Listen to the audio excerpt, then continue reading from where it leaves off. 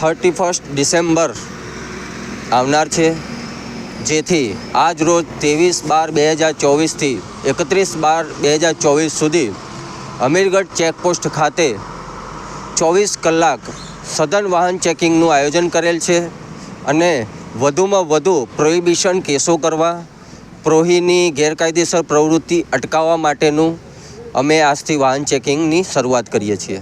બનાસકાંઠા જિલ્લો રાજસ્થાનની સાથે આશરે 290 કિલોમીટર જેટલી લાંબી સરહદ સાથે જોડાયેલો છે.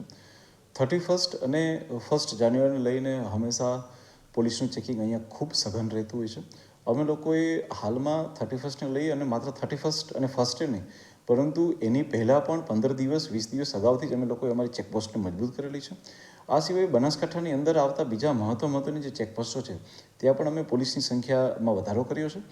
એ સિવાય બ્રેથ એનાલાઇઝર આપીને કોઈ પણ આવા તત્વો હોય કે જો એ નશો કરીને નશાની હાલતમાં આવતા હોય તો તમામ લોકો પકડાઈ શકે એના માટે થઈને વાહન ચેકિંગ ઓર સુદૃઢ કરેલું છે.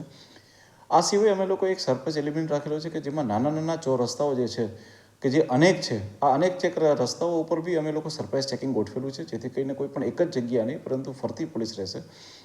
LCBની તમામ ટીમો, SOGની તમામ ટીમો અને સાથે નાસ્તા ફરતા આરોપીને પકડવા માટેની પેરોલ ફરલોની સ્કોડ, આની ટીમ સાથે દરેક પોલીસ સ્ટેશનમાં જે ડિસ્ટાફ હોય છે એ લોકોની અલગ ટીમો બનાવીને આ તમામ ટીમોને એક સાથે ટાસ્ક આપવામાં આવેલો છે, જેથી કરીને અમારી આ લાસ્ટ 10 ડેઝની ડ્રાઈવની અંદર મોટા કેસીસ થઈ શકે.